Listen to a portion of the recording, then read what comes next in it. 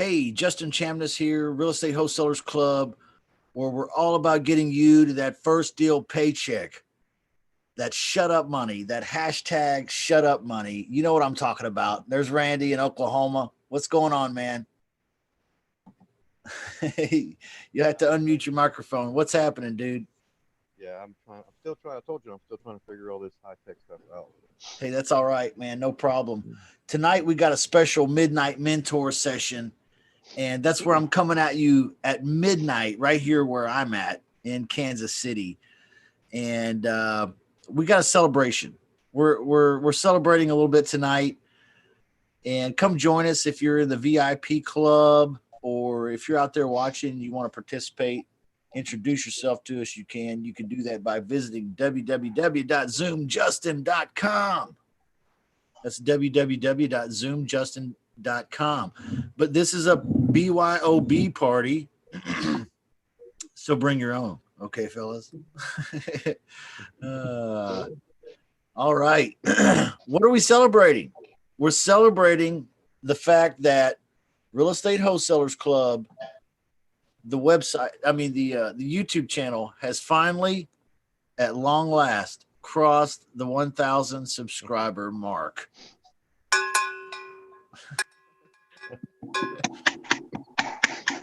I always ring a cowbell, you know. Why do I ring a cowbell? I don't know, because it's fucking strange and it feels good. It makes people ask questions. So, yeah, I'm excited. We crossed the 1,000 subscriber mark. That means a lot. It's been a good solid couple years, just under a couple years. And I'm not ashamed of that. You know, it's we have a real organic group here, a very loving, supportive group. This is a real group that was built, I believe, the right way. You guys are there all for the right reasons, and it's great. It's the best thing I've ever been a part of. So I'm real thankful to be a part of it. So I did want to take a little bit of time. We're gonna just open this up real relaxed. Okay. If you have a beer, go ahead and have one. I'm going to have one. Bud Light Lime tonight. I learned how to do that from my mentor, Claude. Y'all know Claude. I tried to get Claude on the show tonight, on the Midnight Mentor show. he said, I get up at 5 a.m. He said, I can't make it tonight. I get up at 5 a.m. That's a little late for me. He said, can we tape something? I said, man, it's too late. I can't tape anything. Like I got stuff to do in between now and then. I ain't got time for that. So poor planning on my part. But I was going to try to bring you Claude Diamond. So he's a guy that I would like to thank. But I would also like to thank Michael Batista, and he's here in the room with us. He's the owner and creator of Automated REI, which you guys know. You hear me talk about it all the time. If you go to YouTube and you type Automated REI into the search bar, guess whose smiling face you see? Me.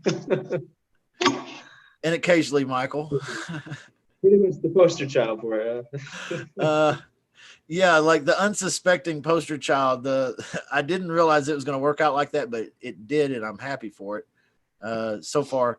And that's because I'm not ashamed of that platform. I didn't have any part of building it or constructing it, but I did have, maybe other than the occasional opinion that you might ask, but no real part in it. And it's a dynamic machine. Exactly what I would have invented for myself had I taken the task. So yeah, I'm proud to be associated with it, man. Thank you. I appreciate you being a part of the VIP club too. And definitely. You've been the star of the show several times on YouTube. Happy to take the honor, man. Absolutely. Well, in fact, one of the best videos that we ever put out, as far as most watched, was a video that was you talking about how to get virtual assistants for $1 an hour. Man, and I'll tell a story about that. Whether you choose to use it or abuse it is up to you. But we can talk about something like that tonight if you want. Yeah, Yeah, that, all day. These people need work. But yeah, that was a great video for us. A great video. I love making that one. yeah, that was a fun one. That got a lot of views. Everybody's interested in how to get a virtual assistant for $1 an hour. I didn't know that was going to be. Of course, we were just kind of shooting from the hip that day, and that was a popular video. So, man, you've been the star of the show several times, and I appreciate everything you've contributed to the group and on a daily basis. Would not be the same without you. And in fact, I've had people tell me that they've bought into my VIP group, namely because you're there. Isn't that funny? That's pretty cool. I don't mind it, man. That came up like that today. That was pretty neat. Yeah. Pretty neat. Yeah, it's great, man. I don't have a problem with that at all. Matter of fact, I made a comment in the VIP room earlier that I wanted to surround myself with people that are smarter or better than me. And I feel like I've done a pretty good job with that because, taking a look at the VIP room, and here's some more people I want to thank, but there's you're in there. We also have Dr. Terrence Brown in there. Guy is the European expert on entrepreneurship. Okay. Like 5 PhDs. They call him Doctor.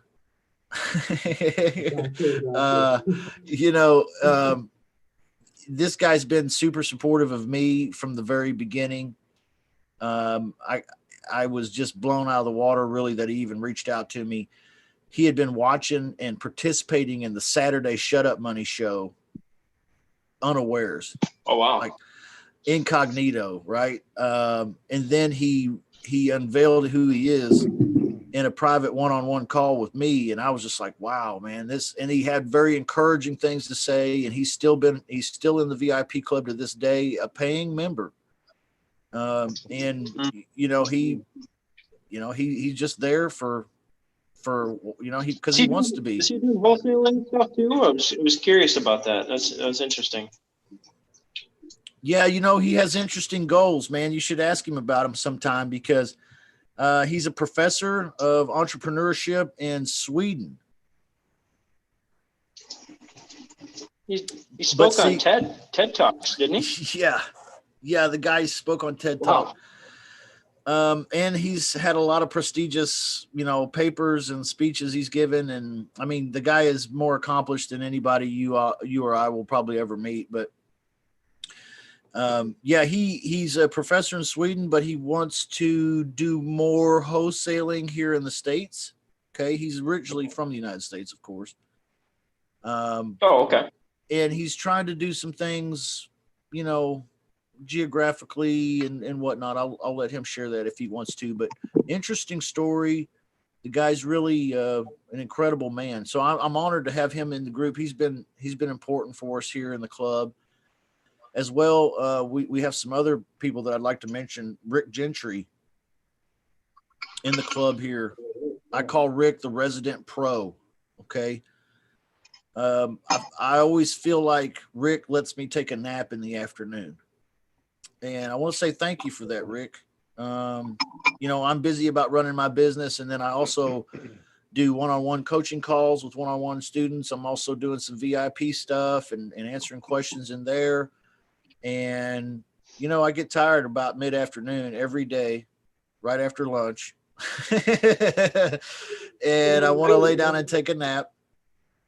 And I know that if I lay down and take a nap for a couple hours, that Rick Gentry's got the answers in the VIP. If somebody needs help real bad, Rick is there, and I can trust what Rick has to say. I appreciate you very, very much, Rick. And there's other people in the VIP too that are very important. I'm just going to name a few, but there's another guy. I won't mention his name because I don't have his permission.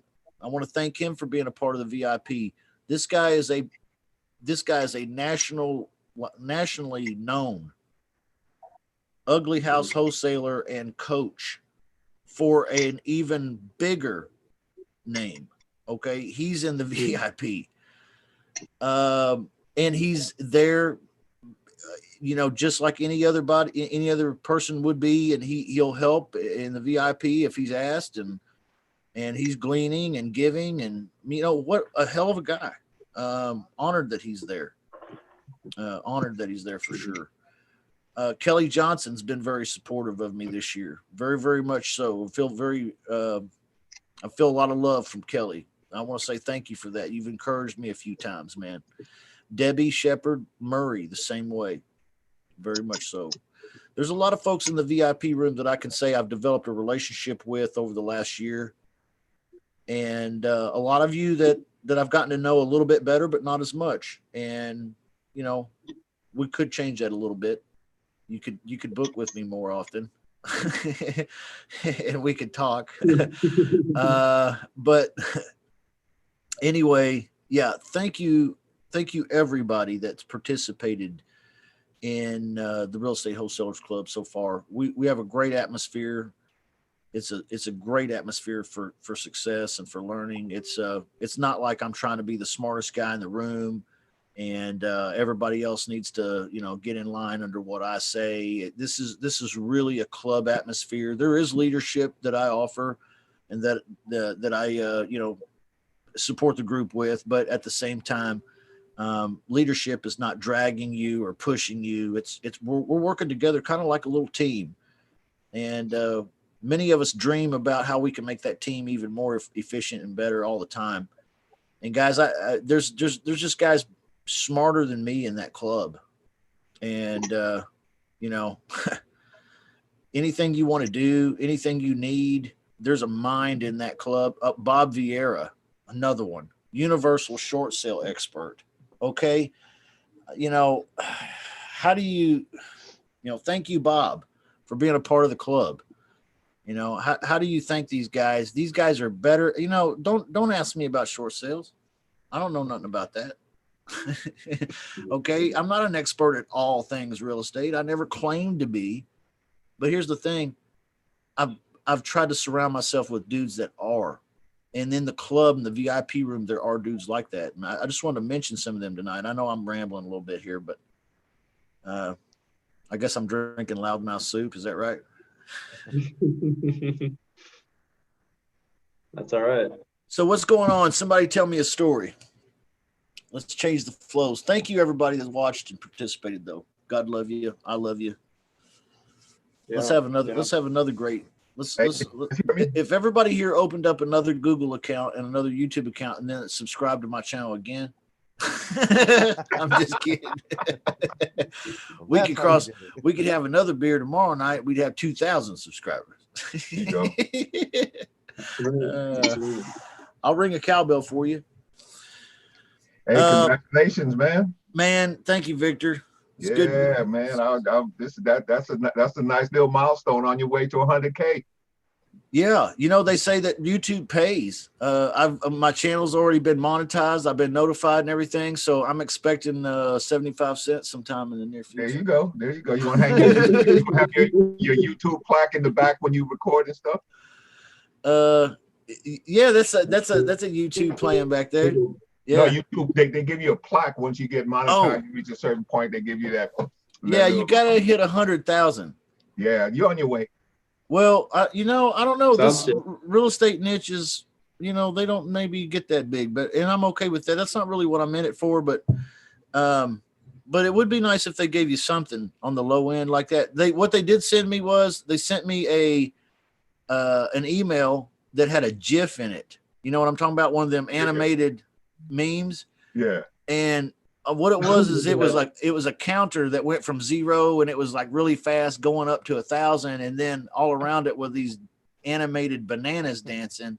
And it said, all it said is, "This is bananas." And nice. and then the wording on the email said, "Please share this GIF around all your friends and tell them the great accomplishment you've achieved," and blah blah blah. And I was like, what the fuck is this banana shit? You know, like, shouldn't I get like a bronze plaque or something? Right. I mean, you know, hating on the bananas. like, I don't care if you put it on sheet metal, but don't send me a fucking GIF banana thing, whatever that is. I don't know. You see, I That's set up fine. I set up a whole 1,000. island view and everything for you. Celebrations time. Got my margarita and everything. Hey, yesterday was Cinco de Mayo. Is that a leftover? It's a leftover. That's great, Victor's man. on the beach, man. Vic just living the life. He's on the beach right now. Loving life right now. Man, what's it like? What's it like out there on the beach? Have you hit up the beach? It's Is it beautiful. closed? Can you see my hair waving? I see. No. Yeah, yeah, little bit. Okay. Yeah, we're Hey, on Michael Zoom. Batista, you don't look nothing like your picture, man. No, I'm a little rough right now. I'm a little rough. I'm not all clean shaven. Looking Yeah. good. That big pesto nap. I tell you, yeah, I did, man. I tell you what, can't even get a haircut right now. Everyone knows that. You got to call someone in. Yeah, Still searching for someone. I wish I could get a haircut. I'm feeling mighty shaggy right now. Yeah, I asked my girlfriend to look someone up for me because I can't speak Spanish. We're in Peru right now, so she's got to go on Facebook Marketplace or groups or whatever and type in Spanish and say, "Hey, I need a haircut." You're in, Yeah. you're in Peru right now? Yeah, Really? we're, How long you we're in been? Peru. How long? Oh, a couple months. Ever since the COVID thing hit, you know, we got here. Actually, we did another midnight mentor. Remember, Justin? Yeah, And then, I just a remember. week later. So you Go ended up ahead. getting stuck? What's that? You ended up getting stuck there? Yeah, we got stuck here. Oh, wow. So we're just kind of, just kind of dealing with that right now. Do you have like a projected return date, or are you just like a Peruvian now, man? Right. Still don't know Spanish for shit. So. Right. Hey, I was watching a YouTube video the other day about Peru, and there's like 327 different languages and cultures or something crazy, some huge number. So, Yeah. you could just wander around and act like you're a special culture of your own, man. You don't have to speak Good. Spanish. They say there's like a lot of languages down there. Have you experienced that? There's a lot of languages. There's Spanish, but it's there's a native language called Quechua, and Yeah. I mean that would be like I guess how would I compare it? Let's say Native American language had in the U.S. There were so many different dialects to that they have that here, but it's called Quechua. Oh, okay. And so it's like different every other, wherever community. Yeah. Slightly Like in different. the Amazon rainforest, there's the Amazon rainforest down here. Yeah. They still got native tribes that live out there, and it's not, can't really go out and tour it, I don't think, but yeah, people do live there, and then there's also people up in the highlands, like in the mountains. Yeah. who speak it. We speak that. It's So, fascinating. but yeah, they don't know Spanish. They don't know any Spanish. Most people that speak Spanish here don't know Quechua, so it's very, very specialized. But it kind of sucks. We haven't been able to experience any of that because of this, virus crap. So Oh no, it's a bummer. It's a Yeah. bummer. But what are we gonna do? man. So, That so sucks. I always had this image that we'll get our government and their government and everybody will surround the Amazon, and then we'll all go in there, volunteer style, and plant all the trees that they cut down over time. But then I heard that they will only allow you to claim the land if you grow livestock. So some of the people are actually cutting down the trees themselves so that they can claim land. You know anything about that? I haven't even heard of that. Yeah, It's probably yeah, true. I'd believe it. I believe it. Yeah, that's Did you tragic. see that on YouTube? That's where it started. That's where I get most of my news. Yeah, me too. And then I go and do the Yeah. research after I get tickled on YouTube. Yeah, Yeah, I don't even watch TV. yeah. Well, we I don't watch know. Friends. We watch Friends, and then every once in a while we'll watch Walking Dead. But they're pretty simple. That's what we watch. Go from I don't know if- extreme length to extreme terror. I get pretty much all my news from YouTube too, Mhm. because I feel like I can't trust the mainstream media, man. Like I feel like they lie to my ass every time I listen to them, and that's just my own feeling about it. But I feel like I'm a little everyone bit on of a rebel, Facebook- maybe. I feel like everyone on Facebook is their own little journalist. You know what I mean? Yeah, Everyone- definitely not Facebook for news. Yeah. Yeah. Everyone feels like they're an expert in something. It's Oh, like, okay. Because they saw a meme. Because they saw a meme or they saw something Yeah. online. Right. Half-assed research. It's tough. Oh God. I was- hate opening up I Facebook. mostly put it all away now. You know- When this shit first hit, though, I was like freaking out. But now I'm like, I can't control any of this, so I might as well just work on myself and work out stuff I can control. I saw the cure for the virus. I saw the cure for it is on Facebook, man. It was it involves Chuck Norris and taking some of his blood, right? Just a little bit of it. That sounds like a Facebook cure. I'm pretty sure that would work, though. Like I'm thinking. That's funny. Well, what is it when Chuck Norris does push-ups? He's not pushing himself up; he's pushing the earth down. The earth down. Oh, that was the good old days when all them Chuck Norris memes were out. But Oh my God. now, what do we got? We got all kinds of weird, weird shit. It's great. I'm watching this one right now called Better Than Us, which is about I think it's Norwegian. It has the what you call it when they dub over the speaking and shit. So it's always like they're saying something and then they say something else. But it's really good though. It's about these robots that they build, and one of them is kind of going against all of the teaching and starting to become, thinking for themselves. Isn't that always the storyline, right?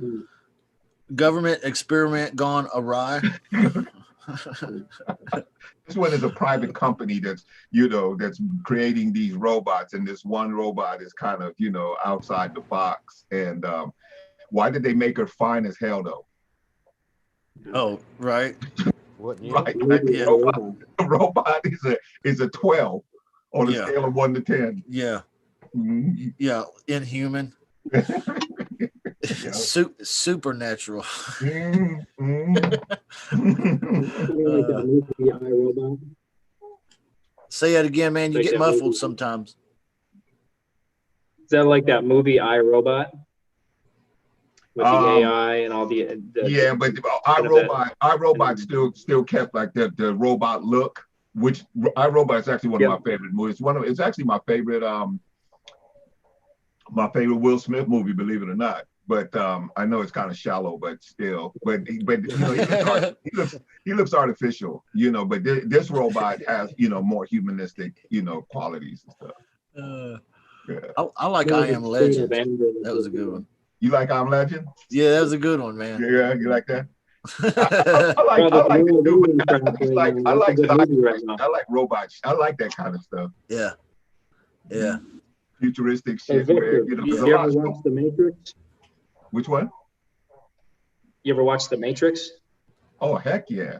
That is the franchise that got totally demolished. It had the best beginning of a franchise. That should have been Star Wars. Because the Matrix, the first Matrix was earth-shattering. And then the second and the third happened. You know what? Just I about like all of them together. I like the whole story together. But I mean, at one point, when you're starting to come up as a superhero or come up as an outside guy, right? At what point could he go? The only way they could make him go is up. So that's why they created distractions and they made different types of diversions where other characters could get involved. Where he ended up in the mountains, so then they could switch the movie scenes over to some of the other characters that weren't superheroes. Yeah. I just thought it could have went so much stronger. Like they were having a whole different conversation about reality and how we view it, and what's I totally feel you. Yeah. And the red pill, the blue pill. I mean, to me, that just had so much potential to be expanded. Uh-huh. And they just kind of dropped the ball on it. I totally agree. Yeah. Man, and I see what you're saying about the relation of it could have been Star Wars, because Star Wars had that underlying theme, almost like that Buddhist Mhm. concept, Mhm. and even you could even relate it to like the Christian theme or Right, the Force. Zoroastrianism or and Luke being the son and Mhm. so on and so forth. And Mhm. yeah, I mean, and then the Matrix was set up posed to do the same thing, but you think it fizzled. Yeah, then they just went in a whole nother Yeah. direction. I think they changed directors for 2 and 3. I think so too, man. And I'm just not Yeah. into it. Like, but the first Yeah. movie's killer, The first one was killer. Yeah. Yeah. Wonderful. Yeah. But honestly, I like a lot of shit that Keanu does, man. Like the Me John too. Wick movies. Oh my God, I just watched John Wick 3. Fuck. I haven't Oh, seen man. it. That's I a haven't seen it. male brainless right there. My alter ego is fucking John Wick, John man. Wick. You know what I mean? It's like, Fuck like, all y'all. like I might be like a normal citizen, but on the inside, like I'm beating ass in the grocery store and fucking. Right. You You kill a J on the inside, I heard John Wick is an extension of Neo, even though I've never seen the movies. That's what I've heard. What's now? Man. I heard John Wick is an extension of Neo. Oh, really? I don't know. It's just a theory, right? Yeah. Go back and watch it and just pretend that John Wick is Neo, and you're like, huh. That'd be interesting perspective to think about. Yeah, I don't know if John Wick is that philosophical. He just don't give a damn. And he just, Yeah. it's just on. I thought again the third movie was a little weaker than the first two. God. They got worse as they went along. Yeah. I totally agree with that. But John Wick, the original was good. Jason Bourne, it reminds me of Jason Bourne a little bit, but Jason Bourne was more complicated to understand. That series. Yeah, that's a good series too. I love that series. I feel like I have to go back and watch them all. I hate it when they do that to me. Like I feel like I have to go back and watch them all to get caught up to where this one starts up because it's moves so fast. You know what I'm talking about? Yeah, and I don't know, maybe you guys have better memory than I do, but Jason Bourne, they swapped out the actor that one time. Oh yeah, I don't know. Oh yeah. They went with Jeremy, what's his name? Jeremy Renner or something like that. He Hawkeye in the in the MCU. Yeah, I didn't watch that one, but then I guess they made another one after that. We kind of got back on track. So yeah. I watched all of them up to that point. But here's the question: if you watch a 007 movie, right? GoldenEye, is where I started. Is that supposed to be a continuation of the same guy, or is there actually a new 007? I never quite understood that, because maybe that's what they were going for. I don't know. Yeah, it's basically the same. It's the same agent that has the same handle, but I don't think they ever tried to tell you that it's the same guy. I think it's the assignment. It's an assigned position, and it's the badass of the team type, scenario. They're thinking about casting Idris Elba as the next 007. I wonder how that'll go over. I love Idris Elba. I think he's great, but boy, I'm interested in seeing how they gonna pull off a black 007. Interesting. Who was the guy that was Remington? You remember the guy that he was 007, but he was also Remington Steele? Yeah, Remington Steele. Who was Pierce that? Brosnan.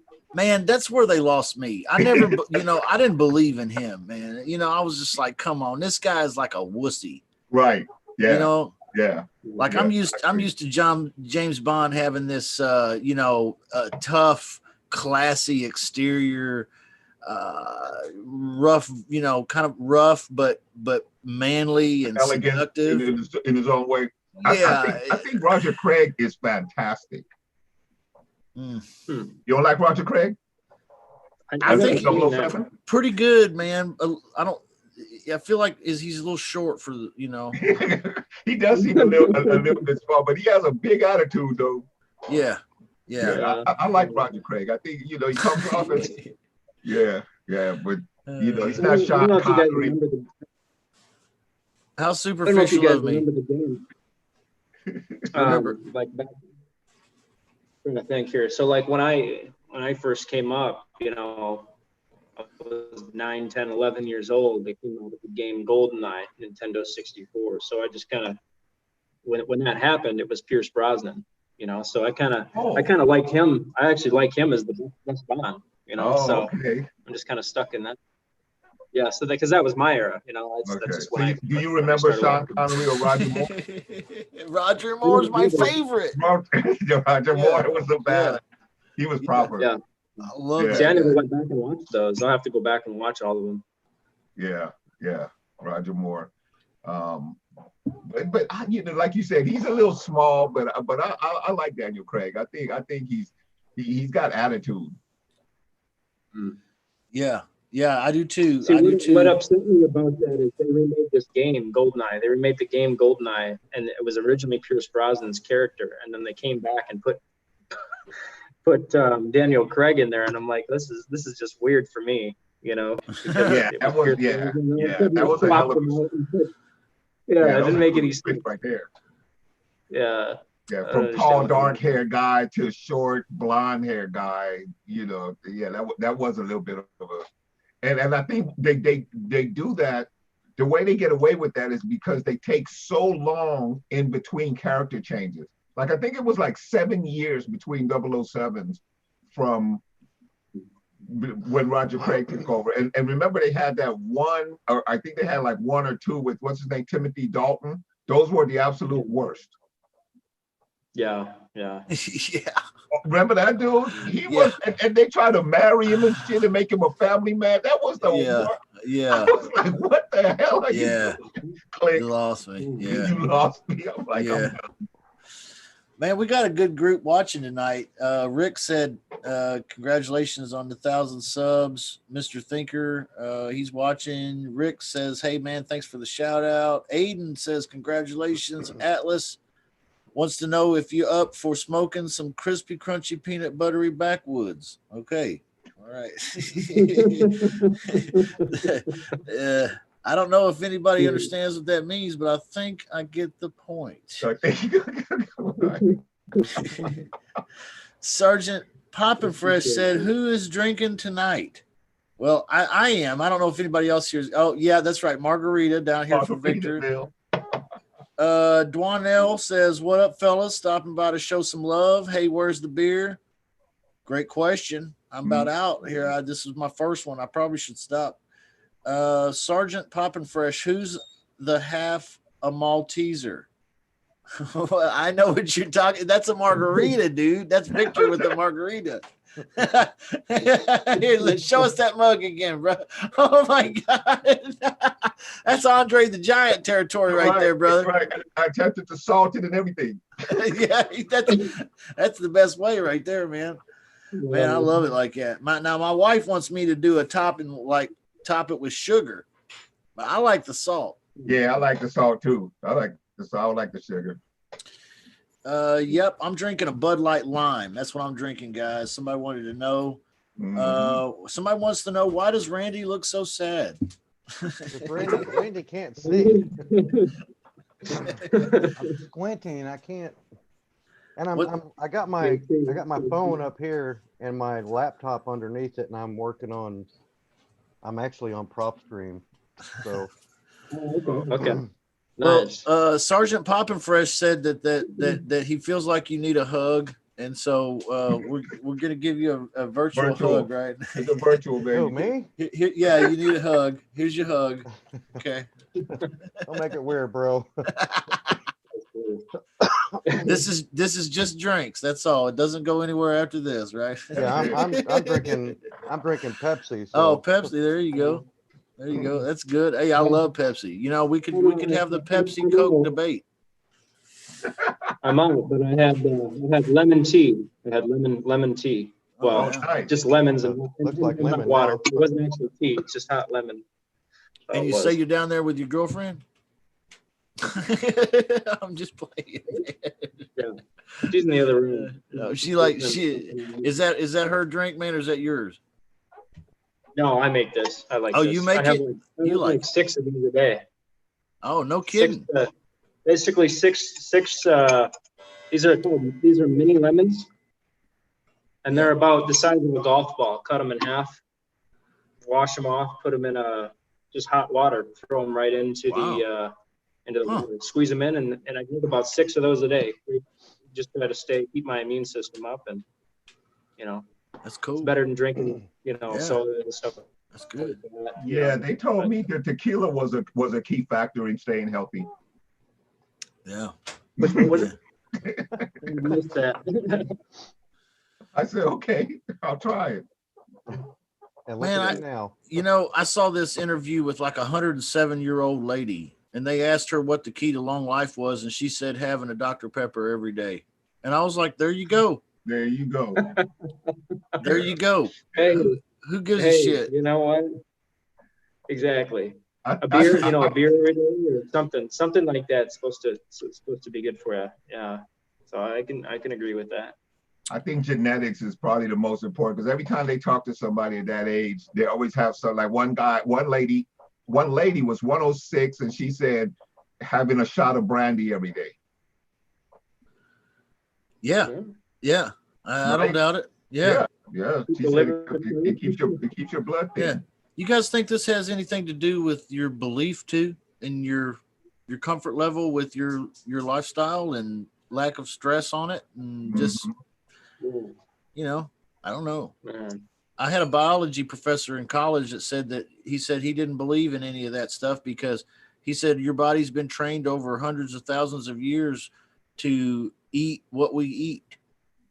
He's like, it's kind of evolved with you. Right. And I'm like, interesting. I've never thought of it that way. But yet there are other people that believe the complete opposite. So Right. They want to turn the clock back to a different era. no, I realized they didn't have McDonald's cheeseburgers back then, but it tastes good though, You don't really eat McDonald's, do you? Man, I do occasionally, but I'll tell you what, true confession, I have a little bit of an addiction to Burger King Whoppers, and I have since I was like a kid for some reason. But I mean, Wow. me too. I'm the same way. I get a Whopper attack every now and every few months where I have to go get one, and I have to stand there and make them make the Whopper for me though. Yeah. Because if you leave it to their own devices or go through the drive-through, they just got leftover meat that they run through and warm up. It never tastes fresh. You remember when Whopper was the absolute best burger there was because they always made the meat fresh for you? Yeah. And the slogan used to be "Have it your way." Yeah, because it was charbroiled and it was, oh my God, the Whopper was the best sandwich ever. I agree with you. And now when I go through the drive-through, I'm lucky if I have it at all. I have to check the bag. Right. I don't know what's up. Crazy. That sucks. What do they got Gotta go now? back around. I do go to Burger King, but I get the vegan Whopper. I can't remember what it's called now. The Impossible Yep. Whopper. Yeah. Those are actually pretty good. You just gotta get it with no mayo.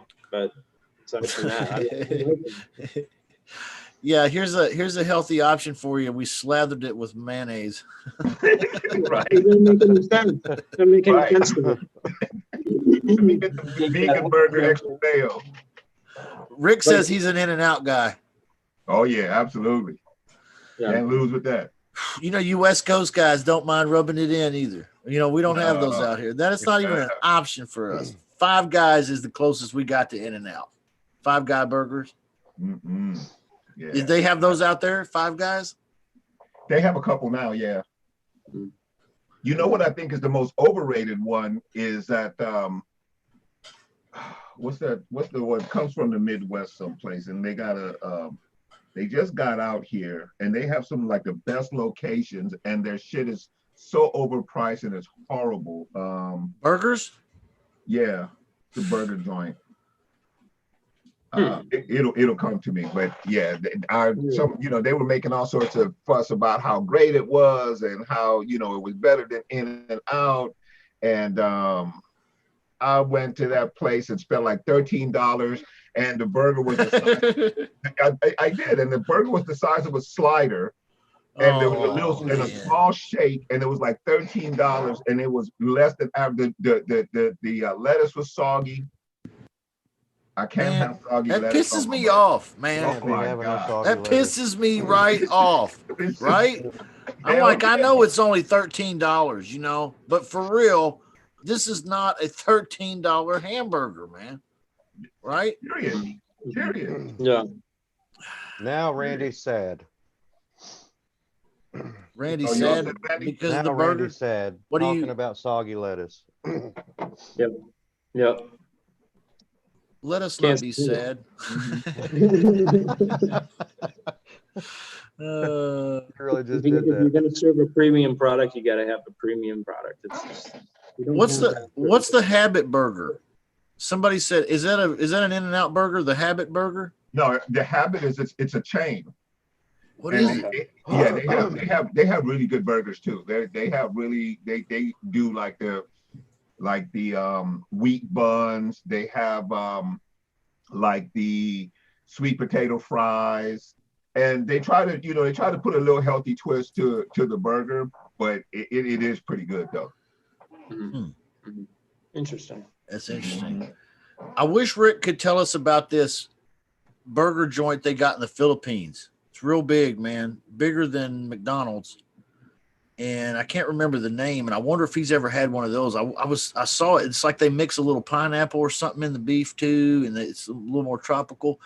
Can you imagine that? I think that would be pretty good. I'd like that maybe.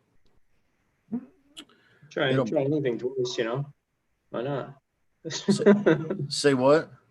Try anything twice. Try anything twice. Yeah, absolutely. Well, but I do have a bit of a burger addiction, man, and Whopper has a special place in my heart. That's for sure. Yeah. I like to get a Whopper and a Dr. Pepper. Is there anything wrong with that? Here's the thing. I used to say to my wife, on payday, every payday, I get a Whopper and a Dr. Pepper. That's my celebration for getting paid. And nice. It's not much, but I do it. But now I literally get paid so frequently. It's like she's like, I fucking hate Burger King. I'm like, well, they do have 10 chicken nuggets for $1.50. We could give some to the dogs. Yeah, that has to be real meat. 10 chicken nuggets for $1.50. Where the fuck part of the chicken did this meat come from? Right. That's what I want to know. Those are baby chicks grounded up. That's what they are. God, that I always try to figure out how they manage that. That's actually what it is. Baby chicks, male chicks rounded up and thrown through a grinder. That's what chicken nugget meat is. Well, I gotta wonder, because it's not shaped like any part that I've seen before. In fact, it comes shaped like a fucking crown. Yeah. Some sort of mold they put it in. Some sort of mold that whatever the heck it is, that comes out as a liquid and then cooks and they put a breading on it. Yeah, so it looks something like chicken salad before it looked like a nugget, right? Yeah. That's the funny part. Yeah, chicken salad without mayonnaise. It's chicken liquid. Rick says that Philippine burger joint's called Jollibee. Oh, Jollibee. They have them here. Oh, they got them there, really? On West Coast? Yeah, they got them out here. Yeah, I got one right up the street, as a matter of fact. You know what they serve too, and I don't know if that's the case there as well, but they serve fried chicken and spaghetti. Oh wow! It's the oddest menu ever. On the same entree or separate entrees? I guess you can get it on the same entree. I've never really eaten there. I mean, that's a little bit too much. They doing too much. I've gone in there twice and ended up walking out both times because I'm like, yeah, no, I don't see nothing in there that really. My wife is famous for that, man. Chick-fil-A, I'll tell you what, dude, I am not fully committed until I got that food sitting right in front of me, man. You know what I mean? We will get up and fucking walk out of a place. I do too. I will just throw. I will sit down. I look at the menu and I'll just get up and leave. That's hilarious. You know what my fuck it menu is just going into Taco Bell and getting like 10 to 15 plain bean burritos, and that's it. And then get about 50 packets of that sauce and just throw it in a bag and go. Oh wow. Haven't done that in a while. It's been a few months now, but That sounds dangerous. Well, Yeah. beans are good for your heart. yeah. Well, I have them no cheese. I don't put any cheese on it. It's literally just beans and Well, tortilla and the Beans sauce. is a magical fruit.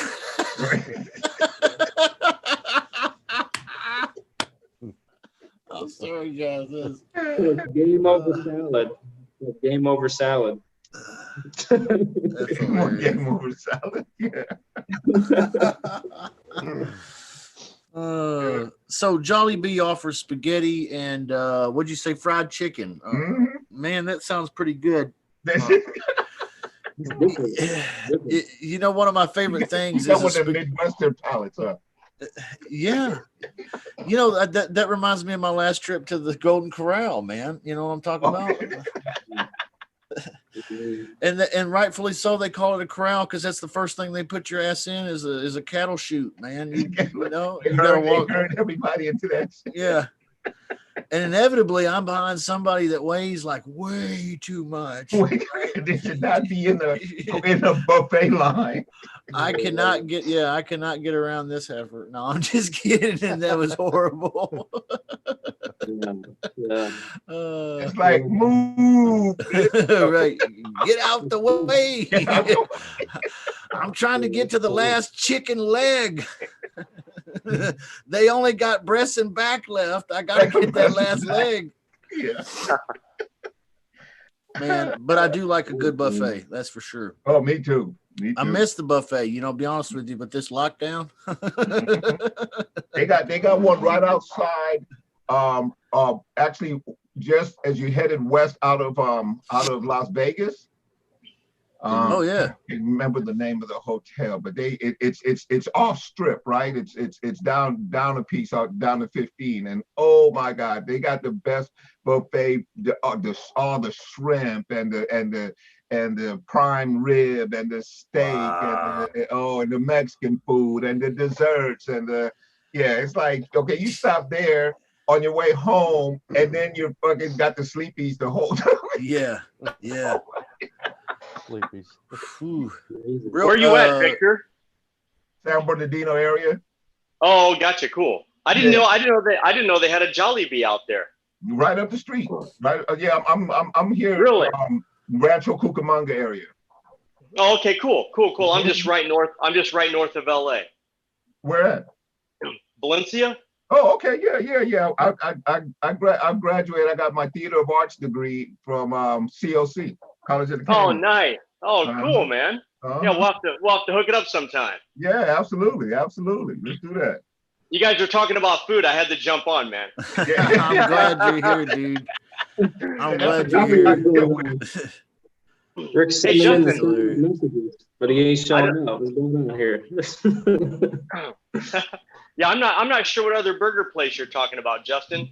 Jollibee is the one that every time I fly into Davao, that's like one of the first places that everybody has to go. They're like, we got to go to Jollibee. I'm like, all right, let's go. So. Well, that sounds good, but I've moved on, man. I'm on to spaghetti and fried chicken right now. Hey, Justin, you got to take a look at this. Rick's celebrating for you. He even did the cupcakes and everything off the ceiling, right? What? That's great, man. That's wonderful. I love cupcakes. Thank you, Rick. Hey, you're welcome, man. Decorate it for you a little bit. What happens if you turn on the ceiling fan? Oh no. That's a different. That's a different party. That's a different party. That's funny. That's good. So Jolly Bee puts the pineapple in the burger. Is that right as well? I don't know. I've never believed, man. All the times I went over there, I never had one. Oh, I like- Island has the best teriyaki burger. Yeah, yeah. Do they have islands out there, Justin? No, never heard They of don't it. have islands? Man, you guys are missing it, Oh my Victor. God. They don't know what they're missing. They do teriyaki burger and they have a great lineup of tap beer of all different, Yeah. types from Yeah. your dark ales to your blonde lagers, Yeah. everything in between. And there's nothing better than a teriyaki burger and a beer. Oh yeah, that With sounds good. endless fries. Yeah. So, yeah. Endless Called it. fries. Endless fries. As long as you there, you can eat fries. You love this place. Yeah, that's good. Nice. So ketchup gives me heartburn now that I'm 43. What's up with that shit, man? Oh, Man, that that was good. sucks. Man, yeah. I think it's the Because ketchup is for babies, you need to stop eating that shit anyway. it's the what is it? The high fructose corn syrup in there, man. That shit's like poison or something, man. Yeah. No. Gotta avoid that. Shake Shack. Shake Shack. Don't have You're not those. familiar? No. Yeah, they're Oh, from yeah, the Midwest. They've made their way out to the West Coast. They're a burger joint. So that people were trying to tell me compared with In-N-Out Burger. That place to me is like a Johnny Rockets. Not even as good as Johnny Rockets, though. yeah. It's John I ate Rockets. there once or twice, and I was like, Yeah, okay, exactly. that's cool. I'm done. Yeah. Met my lifetime criteria on that one. I'm Hey, done. where are you at, Randy? You're in Oklahoma, is that right? Yeah, Oklahoma City. Oh, nice. Oklahoma Actually, City. it's Moore, just south of Oklahoma City. Let's talk tacos. What's going on with Oklahoma? What's going on with Oklahoma, man? I heard someone Tornadoes, told me man. that they're doing. Yeah, something about that. I heard that they just shut down wholesaling down there. Yeah, they're in the process of passing its Oklahoma House Bill 3401, the Real Estate Wholesaler Predatory Act. Yeah. I don't know, they changed the Predatory name of it. wholesaler. Yeah, they changed the name of it because that sounded too mean, so they changed it to the new Real Estate Act. They do that in Pennsylvania too? Starting to hit a couple states. Yeah, I think they do Illinois. in Pennsylvania as well. Illinois is a real issue nowadays too. Mhm. Mhm. That's Uh, because of crooked ass wholesalers who, got over on people and, took people's money, man. It's like there's always the bad seed in the industry, right? And then the governmental overreaction to them. It's true. I see a deeper picture though. Tell me about it. I think that's just a smokescreen bullshit story they put on the front. That's the paint. That's the cover story.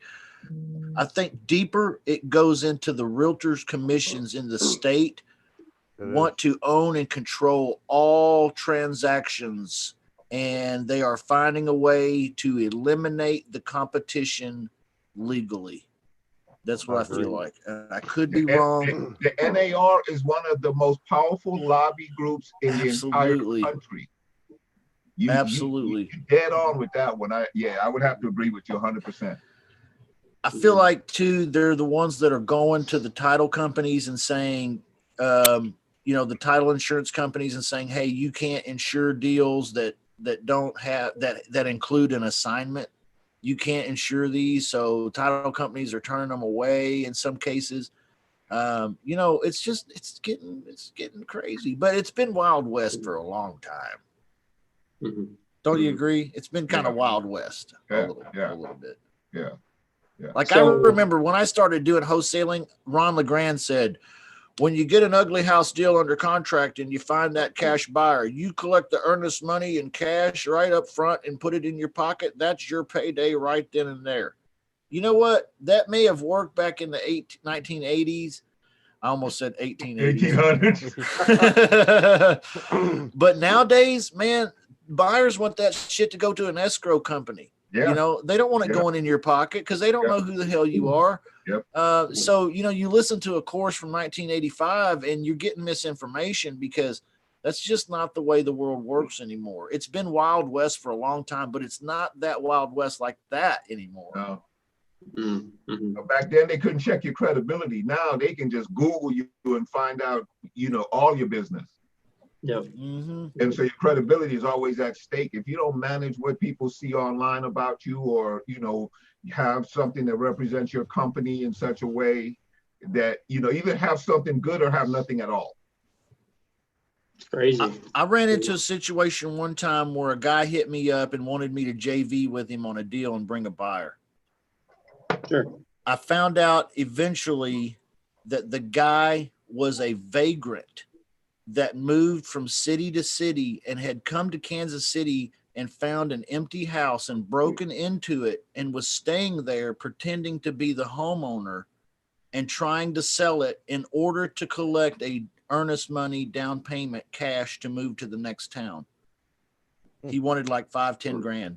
Wow. What a scam. Isn't that crazy? I ran across that.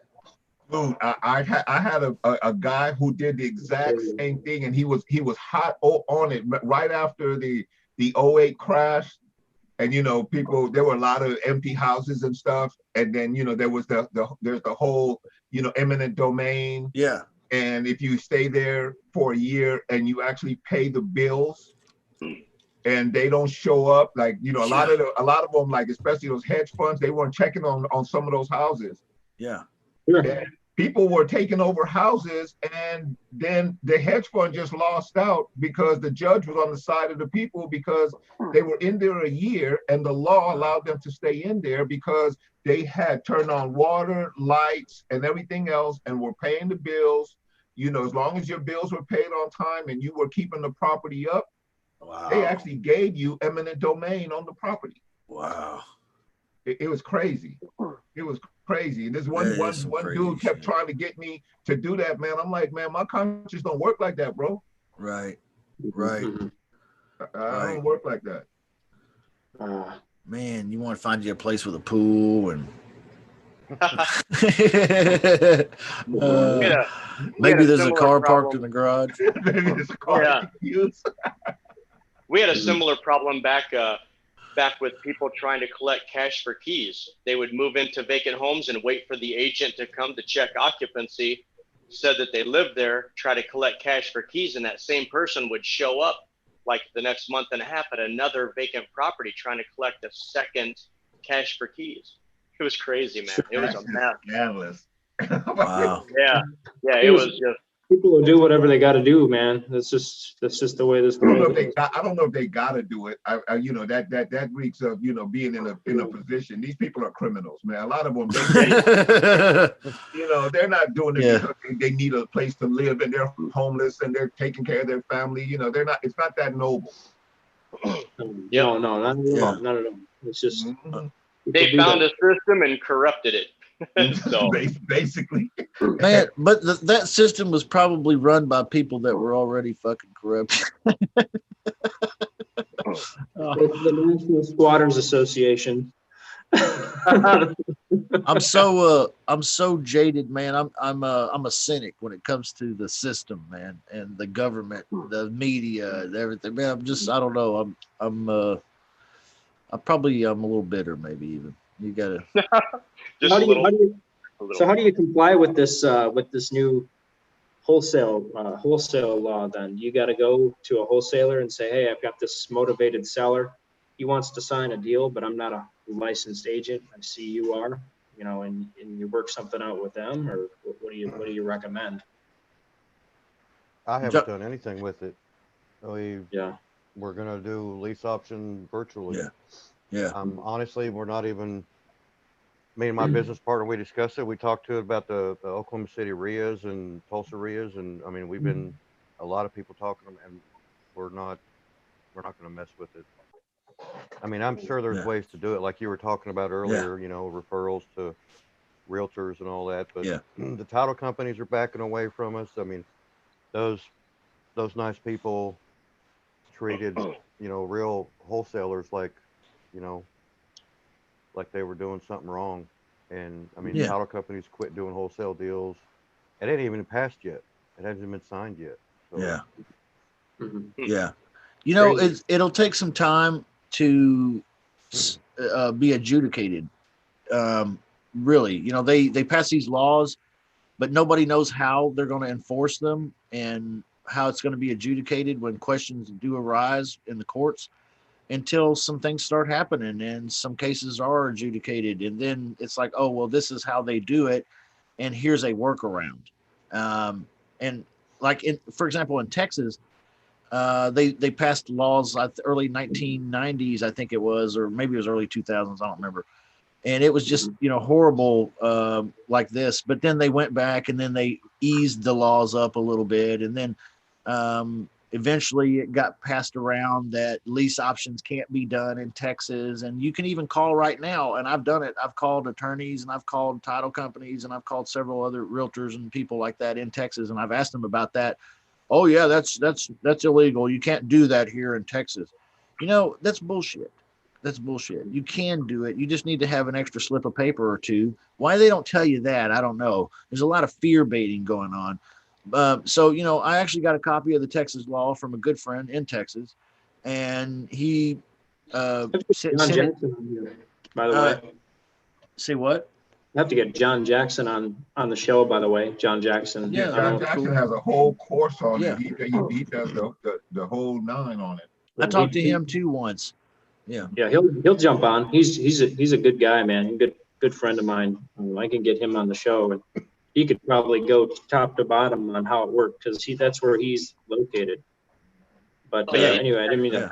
No, that's all right. I was just saying there's a way, you know, when they close a door, you know, there's always a garage door that opens or a window or something. I mean, it's not like, so I'm interested to see, you know, how things pan out. Right now, of course, who knows? The law looks really bleak, but you know, there will be a technique or a strategy that does work or something that allows people to continue to do business. That's just the way the world works. You know, I mean, these rich people that run the society we live in, do you think they don't ever do assignments? You know, Right. yeah, hell yeah, they do. Very good. There's ways to do this. They just want the general public to think it's illegal while they're doing it behind our backs. You know, because they got the lawyers that say, hey, this is how the law is written, but this is how we do it now. Right. You know, once we figure that out, we're off to the races too. Yeah. Yeah. Yeah. You know, actually, it was kind of fun. If anyone here watches the old TV show I Love Lucy, and there was an episode where there was I can't remember exactly how it all played out, but Way too young for some freaking I Love Lucy, but okay. Michael, no, are I'm you, serious. Yeah, It's there still was an episode. you only get that, 2 channels in Peru, man. Right. He's got like an antenna. I Love Lucy. Oh, I'm just No. playing, man. Just playing. Go ahead. Years ago, I saw this episode, and can't remember exactly how it played out. But Lucy and her friend, they were like in a store. I can't remember the whole story behind it, but they were trying to buy the store. Someone came in and offered some money, and then went and assigned it to a big developer and made an assignment fee. That's kind of I had just started out in real estate, you know, at that point, and I'm like, wow, I didn't even know they were doing that back in the 50s. Oh, You know, okay. so, Okay. so it's kind of this shit's been going on for a long time, Oh, not just absolutely. just some random seminar. And I just thought, wow, I didn't even think about that. But I'll have to find that episode and link it in the group. It'll be kind of interesting Yeah. to watch. That's cool. I love. But yeah, I'm thinking the only way to do it is if you're doing some marketing and you're calling a homeowner and you know, you're not a wholesaler that is an agent in a particular territory, and you just say, look, you know, I still want to do wholesaling in that area, but I'm not an agent. I don't really have any interest in becoming an agent. I'll basically warm the deal up. I'll get it negotiated and everything. And I just want you to, basically transact it with me, and maybe you give them something to do that. I don't know. That just seems in theory to be the best way to do it, bringing them as part of it. Doesn't necessarily mean you got to give them 50% of the deal. Yeah, it doesn't mean you have to give them 50% of the deal. Maybe you give them $1,000 to write up the deal and do it that way. But just something to consider. Something to consider. Yeah, I figure I'll just stay out of it. This ocean is way too big. I don't need to fish over there. If you want to make it difficult and chop up the water, then I'll just go to this hole over here and fish. Yeah, until somebody gets smart and then teaches me how to do it. Exactly. I'm cool with it. Yeah. I don't complicate my life on purpose. Yeah. Sure. Exactly. Yeah, ain't life hard enough already? It's hard enough. Without you bureaucratic asshole. There I go, Mr. Conspiracy Man. We've been here for an hour and 6 minutes, guys. Wow. You want to take 4 minutes and tell us how to get a VA for $1 an hour? Well, I can actually do you guys one better. It just depends on how good of a VA you want. I just been pushing the needle, and in the past, we did a video about getting the $1 an hour VA, and all I did was post on Fiverr. I don't go to Upwork because they want more money. Oh yeah, they're way too expensive. Yeah, they're closer to 3 or 4, but they have a minimum too, right? I think so. But keep in mind that the workers on Upwork are more like Philippine.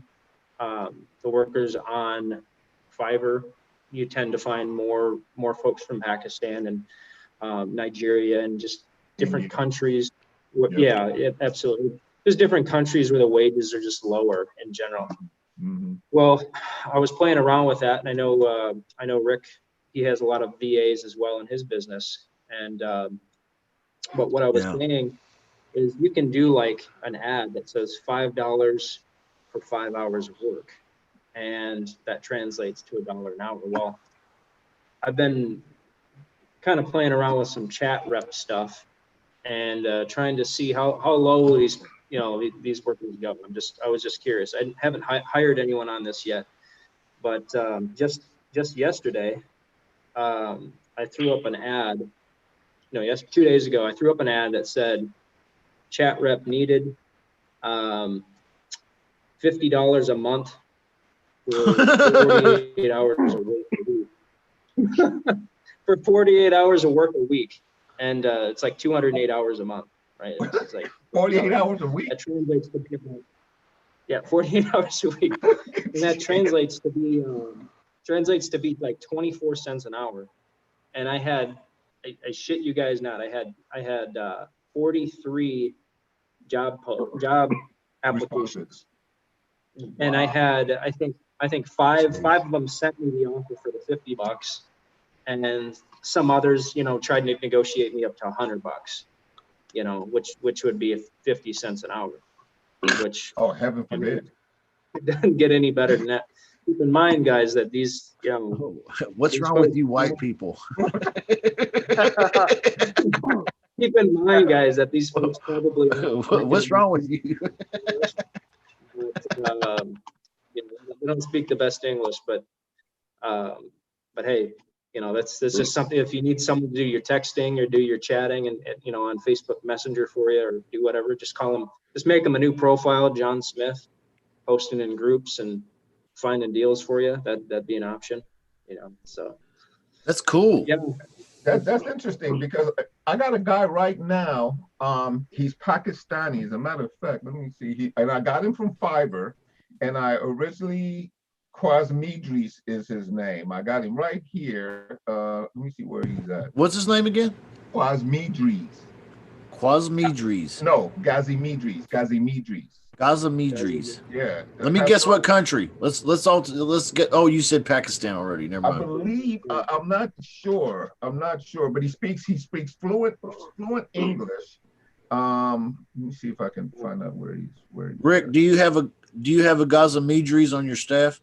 No, sir. Oh man.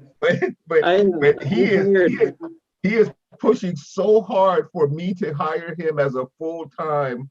Yeah, I believe he's Pakistani. That's the guy right there. I don't know if you guys can see. Probably can't see it with the reflection and shit. Yeah, a little bit. You can tell he's Pakistani, right, with all the colors. Yeah, is he wearing a cheetah print? Yeah, he's wearing. But anyway, so he's trying to get me to bring him on as a full-time BA, right? Like he's pushing hard. I hired him initially just to organize a bunch of leads that I had that I was putting into a complete different system. And then I had him doing some research because I'm trying to get in with a bunch of these account managers, you know, these managers for these banks, were these REO managers, right? So we're doing a little project where affinity marketing style, right? Where we find them and then we go and locate them in social media, find out what their interests are, what they stuff. And then, you know, when you speak to somebody and you just inject in there a little bit, you know, I can't talk long, you know, I'm on my way to the horse track. You know, just because you already know that they're into horse racing, or, you know, as an example, right? Yeah. So it's affinity marketing. You just basically trying to find a way to get into their good graces and, you know, have them throw you some leads, right? That's hilarious. Yeah, but it works. Yeah. It's great, but it takes a little bit of work to do it. And I don't like doing it, right? So I hired this guy to do it. So he went on and got me a list of all these managers and stuff, you know, asset managers is what the word I'm thinking. All these asset managers, and, you know, got all their information and stuff. And so now I have them cross-pollinating and trying to find out some social media, you know, Facebook, Instagram, TikTok, whatever it is that they are, so I can go and stalk their ass on it and find out what they like. Yeah. And you know, when I speak to you now, and you know, you and I, you know, I'm like, oh my God, you know, I speak to you and I'm like, man, they got this great hamburger joint. Yeah. And you're like, hamburger joint, right? Yeah. You're like, you know, already, I got your attention already, right? That's a great idea. I love burgers. Yeah. I've done that before, man. It's a great technique. And when I worked for the investment banker, one time, the only time it didn't work for me, I used to have to visit with prospective clients for him. And one time he sent me to, it was not Detroit, but it was Michigan somewhere. I can't remember where. And anyway, he was like, go visit with this guy and make friends with him, see if you can get him to be a client of ours. I was like, okay. So I did my research. I went to Facebook, checked him out. Man, this guy was the most boring guy ever. Like the only thing I could find on Facebook about him was that he had done something with a Dutch oven recently. And, you know, I'm like, a Dutch oven? What the hell is that? So I Googled Dutch oven and I figure out it's this huge cast iron pot looking thing that you can cook on a campfire. And so, you know, I'm like, well, that's all I got on the guy is Dutch ovens, you know? So I go up there and I meet with the guy and I kind of weave it into the conversation. I'm like, yeah, you know, last week I was at an old auction and I saw this Dutch oven and I couldn't help but pick it up, you know, and like it totally bombed, man. The guy was not even into Dutch ovens. He bought it for the Boy Scout troop or some shit, right? And I just sounded like a weirdo. I literally knew nothing about the guy. What I thought I knew was Dutch ovens, and that wasn't even right. So, Jesus. Yeah. Maybe it was a great story. So it's more like where you pull the blanket up. Yeah. Say it again, man. I couldn't hear you. Never mind. So the idea here is you're trying to find common ground with some of their likes and interests on their profiles. Yeah, just some common, you know, some things that I could, you know, address, you know, that speaks directly to them, that, you know, is distinct from what everybody else is doing. And, you know, and because everybody's just calling them, you know, look, can you, you know, give me some business type thing, right? Sure. And talking with a lot of them, they, you know, the people don't acknowledge them. And so I've learned some of the things that are important to them. Like the most important thing is for their agent to be committed to helping them bonus. Yeah. That's the most important thing, right? Helping them bonus, and they have, certain criteria that they have to meet. One of which is, believe it or not, it's timing, not speed. In other words, that going fast may not necessarily be the thing for this particular, asset manager. It may actually be a matter of timing, like getting within a window, right? It's strange, but you can't get that information unless you can find a way to, bond up with them, right? Because they're not just going to volunteer it to you. Yeah. So Another, there's a strategy I found too. Go ahead. I know another good way that I've done it too in the past is, if you have a certain group of people that you're interested in, go see what they follow, and then start following them, and then interconnect from like the certain things that they're interested in. Like they're interested in Porsche, or they're interested in, certain Business Week magazines. And then you can kind of go in the side door and have a connection. Like, hey, we're in the same group. You like Porsches? Oh yeah, man. And then you can kind of build rapport off of a whole different angle. And oh, absolutely. All of a sudden you're a buddy. Right. You have other things to talk about, and then you're like, hey, I invest in real estate. Have you ever done, and just carry on. So yeah. He catches you driving past his house in a rented Porsche. I saw this guy on YouTube who hey, I didn't know you lived here. Strange meeting you here. Right? Who would have thought? On YouTube, it was his name is Paul James, and he talks about the customized email template, customized cold email template, where he'll go in and he'll let's say he wants to talk to a business owner about doing social media ads or whatever kind of Facebook ads. Well, his VA or His VA. will go into one of their websites and pull up maybe some awards or some specific things that are on their websites that they had achieved, and they'll follow a similar customized email template, and then they'll throw in the specific key thing that they pulled off their website, and it looks very personal. It looks very, it's personal. It took more time, right? And so doing that approach, you get sometimes as much as 20% email responses, which is very good now.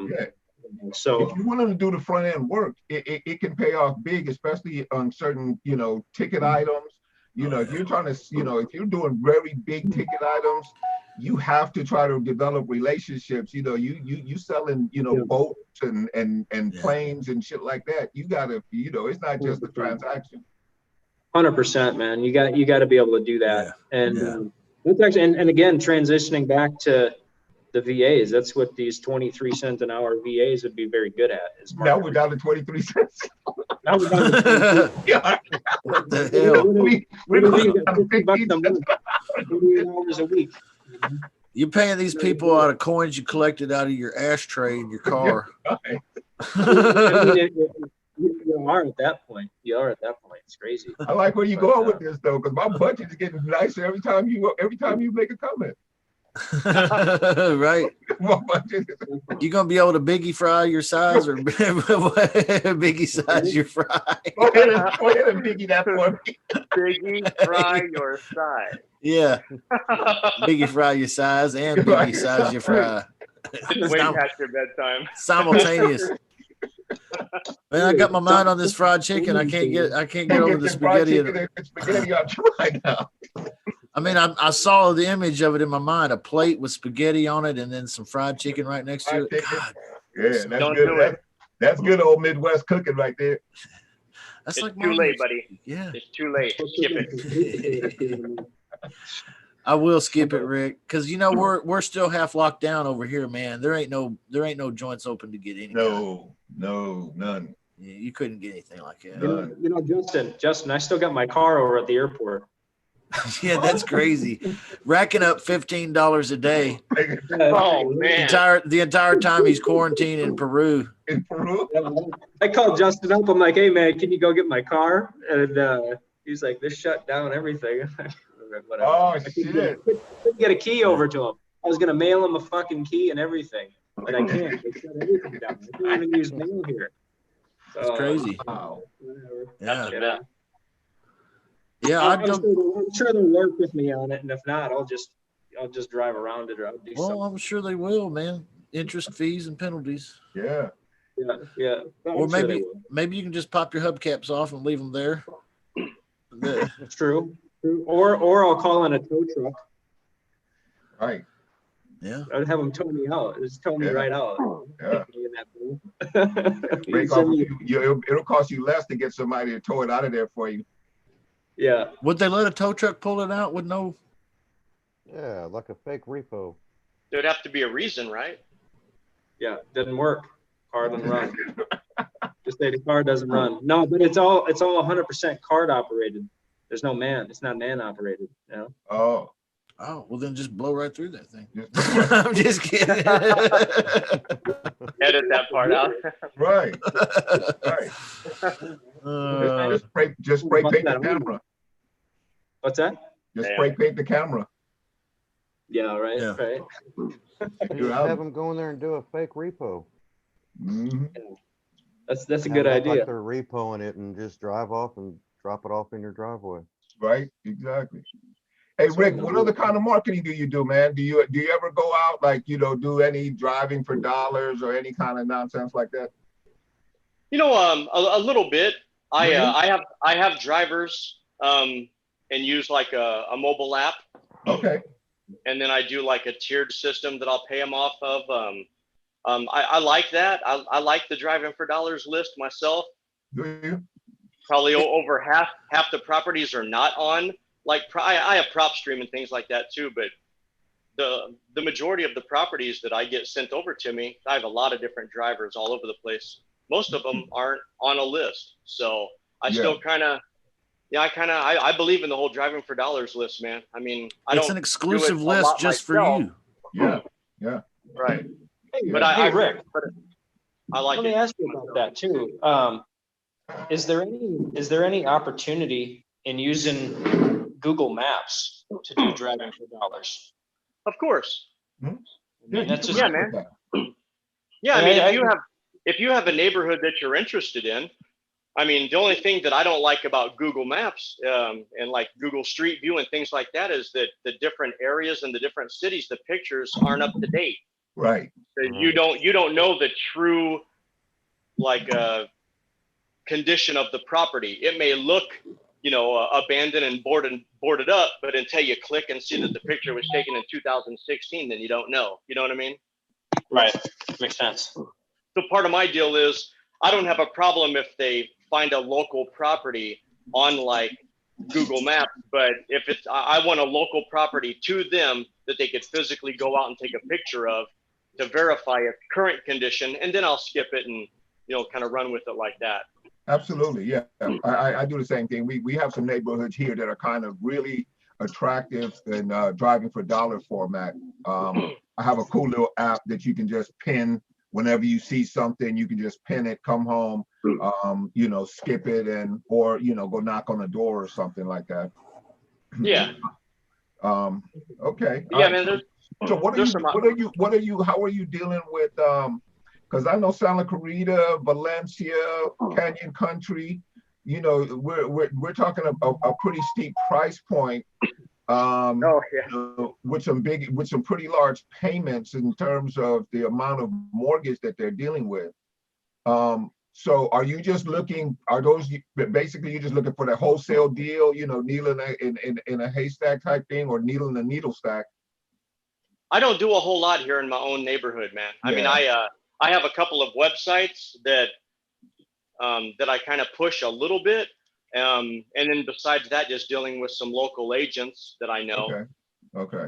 And I kind of try to push it both ways. I always shoot for a wholesale price just to kind of see, but then I always also lean on the creative strategies as well, especially with some of the agents. Hey, if you can't list that property for whatever reason, let me know. I can still get you a commission on it, and then try to work the deal that way. But I have more personal interest out of state, really. Okay. Yeah. So. Okay. Yeah, because I'm finding the same thing out here. It's not super bad. You're looking at about a $500,000, about 470 is an average price out here. And rents are someplace for a 4-bedroom. They're anywhere from 25 to 29 in that Yep. area. But that's about as much you're gonna get, and that pretty much is about the size of a mortgage payment. So you don't have any wiggle room. Right. Are you only staying in California right now? No, As far as your I'm kind of. Matter of fact, I was going to talk to Justin about. We had talked earlier in regards to going out to certain, outlying communities. Matter of fact, Randy was on that conversation as well. So I'm actually looking to kind of define a different target. So I'm looking at some of these, metropolitan areas, like even in Los Angeles, and then seeing how far out I can go that people are still, that, the population is there, people are attracted to it, they're close enough to the centers, like a Los Angeles or Orange County or whatever. There's a few places, there's some places out here like Menifee, and some areas like that. But even those areas are, now $500,000. So it's like, I may have to end up out of California completely. Yeah, I just find with California, man, it's more of a numbers thing. It really takes more marketing to really find that deal as compared to some of these other states where there's more, just more, I guess, potential. Especially in like Justin's wheelhouse. Justin was saying that he goes between 100 and 250, which I think is a super attractive target area. Yeah. Because the way the mortgage payment relates to what you can get for rent is super workable. Yeah. Right. Yeah. Hey, Rick, somebody in the chat on YouTube wants to know the name of the apps you use. They said, stop holding out. You have apps and websites. Do you mind sharing what they are? Right. I have it up over here. It's no secret, man. The driving app that I use is I use Deal Machine right now. I mean, I have an enterprise account, which means I can have unlimited drivers. I have certain cities that I'm interested in that I've marketed for those, but then that has kind of spread out because people tell people and then they kind of see it and run with it. So it turned into a lot of drivers actually, in more cities than what I'm really interested in, but there's still some opportunity, but right now, that's the one that I like. So it doesn't cost you anything for these drivers. You basically, they look for stuff, they send you information, and if a deal closes, they get paid. Yeah, I have it set up with a tiered pay structure. The first deal that we do together is a certain dollar figure. The second deal is a percentage, and then the third deal is a higher percentage, and then everything after that sticks to the higher percentage. Oh, okay. But the access to the app, they don't have to pay for it. I do. It's part of my account. So every property they add to the app automatically sends to me. So they can't automatically start mailing their properties and things like that because it's all attached to my finances, right? So it comes to me, I review it, and then I put notes in the app whether we want to pursue it or not, based off of really kind of how it is. Because, some people put in properties that there's nothing wrong with it. The public record says it's owner occupied and, the person had it 2 years and, what's the motivation level there? And others really kind of fit the bill of, what we talk about and things. So what's it cost to add a driver? What doesn't cost, well, I have an enterprise account, so I think I can have 300 drivers. Oh, really? With the Deal Machine that I'm using right now. Wow. I'm looking at a few, I've been looking at a few other apps, but I do like that one right now just because it's easy and I'm not paying per drive. I mean, they have a couple other different levels, like one's $49. I think you can have maybe a couple of drivers, and then one's $99, where I think you can have a few. I'm not really sure as far as how much. I have the enterprise one that has all the features and functions to it. And then every other day, I export the list. I send it to a VA. The VA will take it. I have it skip traced. The VA takes it and puts it on a spreadsheet and puts it into PropStream. Into PropStream, it's saved in a folder. I have the folder broken off into months, so then I can now mark it per month or per folder and track it that way. So that way I can see the progression of January, February, March, April, and then I call, text, RVM, call, text, that type of way, and then ones that don't respond, I'll mail to, and just kind of a system kind of like that. I mean, roughly. That's cool. Yeah. That's real cool. That's intense. So what do you do when you hire a driver? Technically, not technically, hire a driver, quote unquote, and you find that they're not really using the app. Yeah, there's analytics in it, so I can see basically who has submitted properties, who hasn't. Some people will get the app and just not do anything, right? It's kind of like everything else. Do you boot them off, or do you just have enough space you don't care? Yeah, I still have enough space where it doesn't really bother me, thinking that maybe they'll submit a couple a year, and maybe that will turn into something. So I don't want to just turn people off because they're not active, because some people will just get busy, right? Yeah. And then some others, if I see they're inactive for a while, I'll shoot them over a message and I'll be like, hey, what's going on? You still looking to do some real estate stuff, or you've changed directions? And maybe on some of those others, I'll go into PropStream. I'll see what city they live in, and I'll start pulling a list of like pre-foreclosures, vacants. And so then maybe I'll send them a list and be like, hey, if you're interested, here's a list of properties you could drive by, put them in the app, and our agreement's still good. That way you're not just driving randomly up and down different streets or whatever the case. So I try to keep it, I don't do that all the time, but in some areas that I'm interested in, I'll reach out that way too, just to kind of re-engage a little bit. What a way to scale yourself using technology and not have to really have a lot of human interaction at all. Yeah, that's huge. That's awesome. I love it. That's an incredible invention, Rick. You should How long have you been doing that? you should patent that, man. That process is good. How long have you been doing that? I've been driving for dollars myself for quite some time. But I just started, I think in October. Okay. Is when I started pulling in some drivers. October, November-ish, I think it was. Gotcha. Man.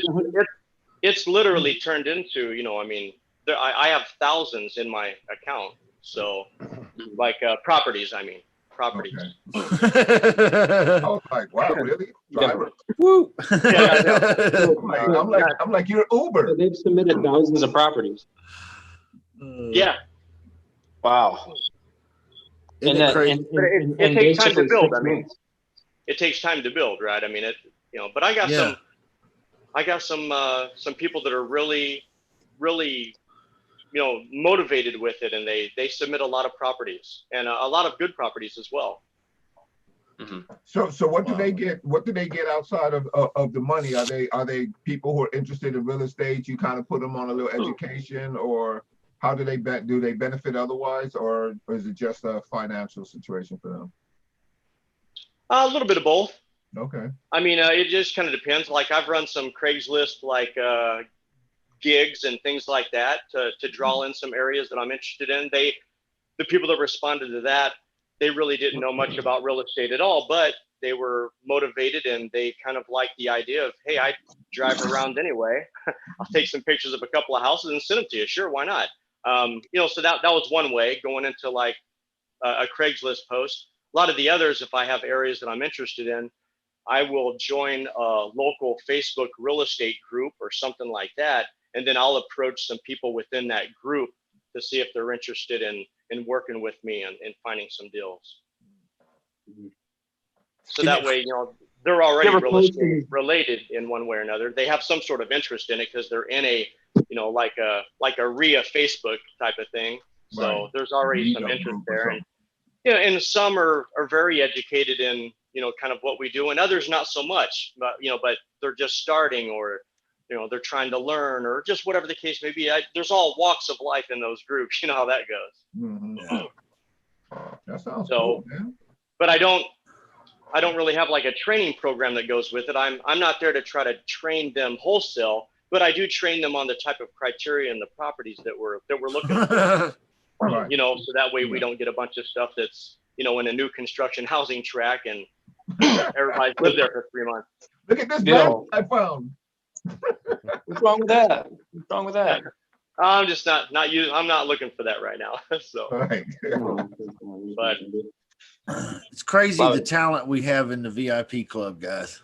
I know, man. It's crazy the Awesome. talent that's here, the brains that's here. now there's some cool peeps up in there, man. A lot of great Yeah. people, a lot of great Yeah. conversations going on too. Yeah, you're one of them, Rick. Glad Oh, to I don't know hear, about man. that.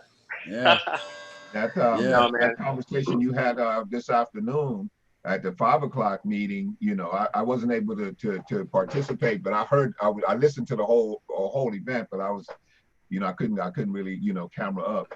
But that was a good one too. conversation. That was Huge. good. It was fire. Well, we Yeah. try to accomplish a little bit every day, Yeah.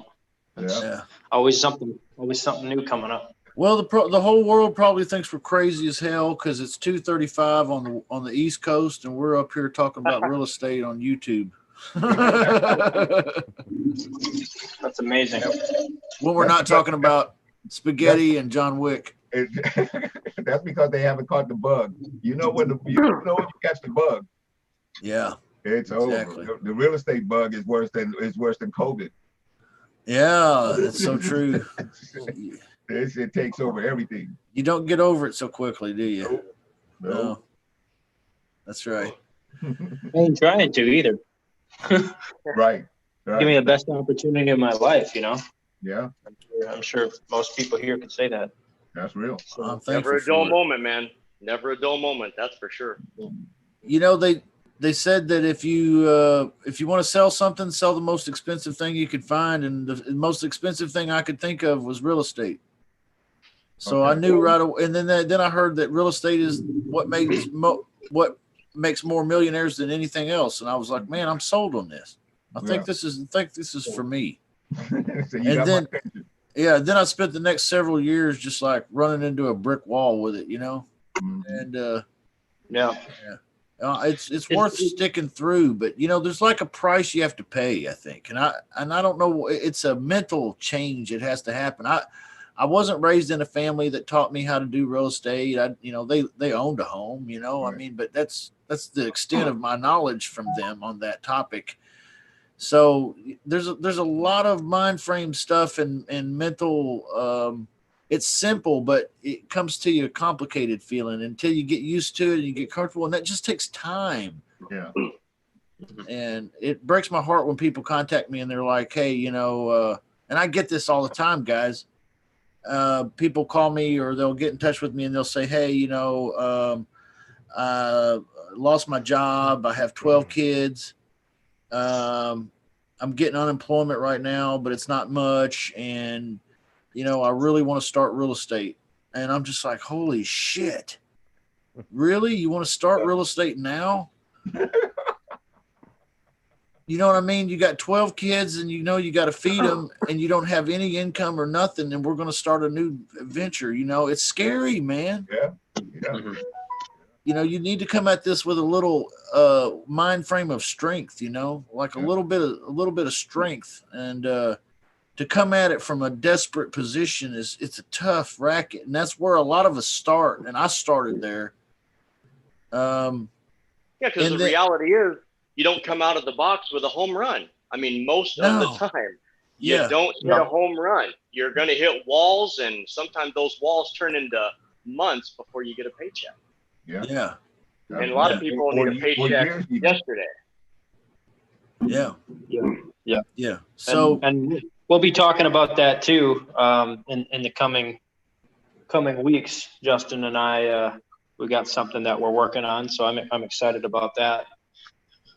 yeah. We've hired in the past couple of days. I've had over 20 really good suggestions on how I can, improve the automated REI.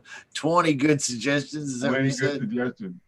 Like over 20 good suggestions, and the list is probably counting or growing. But we hired 6 full-time developers to start working on those. So I'm going to be busting those updates out as soon as they become available. You got to come up with $2.75 to pay them by next Friday. Yeah. He's probably Well, I negotiating them down had to to pay the 35. developers a little bit more. I hired them full time. I'm into It's them. all right. I'm into them for at least like a 20 or 10 spot or something. Yep. I pay them per task. Oh, that's funny. But we'll keep rolling these things out. Keep coming up with ways to help people get cheaper leads. And, I do feel the need to come up with a course too that has more step-by-step how-to on the owner finance questions that everybody has. That's not my strong point. I'm great with lease options. I can do subject to, but there's a lot of variations to the things that lay in the middle, and I'm trying to piece together what may be the best way to present this to folks without causing a lot of confusion and questions. You know what I mean? Yeah. Something actionable, and I'm gonna depend on Michael here to help, and we'll see if maybe I can get Steve to help too from tonight's session. He was in there tonight at 5 Pacific time. That was great. Yeah, so we're looking forward to coming out with some good info on that too. Maybe a course. Everybody in the VIP, of course, they'll get that for nothing. Mhm. Let me just throw this out here. Basically, Justin, have you ever heard of Mitch Stephen? No. Okay, Mitch Stephen is like the king of owner finance. He now has amassed over, I think, 2,000 owner finance notes that he had. I know you had, I think it was Logan last week for who does owner finance investing notes. But Mitch had me on his podcast a couple years ago, and he was basically working on getting up to 1,000 houses. He found out now at this point that he's bought a house every 4 to 5 days for the last 23 years in a row. God. So I'm like, how the hell, but it's literally just a system. Every deal that he buys, he pockets $2,000, and every property brings in $200 to $300 a month cash flow. So that's part of the owner finance, and $100,000 a month. Yeah, absolutely, 200 to 300 per unit, but here's the thing. He's not the landlord. Right. He's 100% off. He sold them. So if it wasn't a default, Right. Then he doesn't care. He's got so much now at this point. It's fine. But he does them all fully 30-year amortization, and probably higher interest rates. I'm sure closer to 9%. But the payments that he puts on these deals is very similar to what it would be to rent a property in that area, and that makes a lot of sense to people. Yeah. Even if they had to pay $100 or $150 more than what rent is, I'd pay $100 to $150 more to own. To own down. So that's kind of that's all it is. Yeah. So it's just interesting. I'd like to put something together like that to kind of help educate folks a little bit more. There's a lot of, like you said, intricacies and variations of how you do deals and when you do, and but it can get very, very confusing. I agree. There's so many umbrellas, lease options being one of those umbrellas in creative financing. But it's happy to do whatever we can, man. Yeah. So before we go, I get the notifications like probably most of you do from Zillow whenever, you know, something comes up in one of my searches, right? So I've been looking at these houses and I'm watching these houses. This is a 4-bedroom, you can't really see it, but it's a 4-bedroom, 3-bath house here in San Bernardino area, right? And last month it was $2,900 and now it's $2,350 For rent? Yeah. Wow.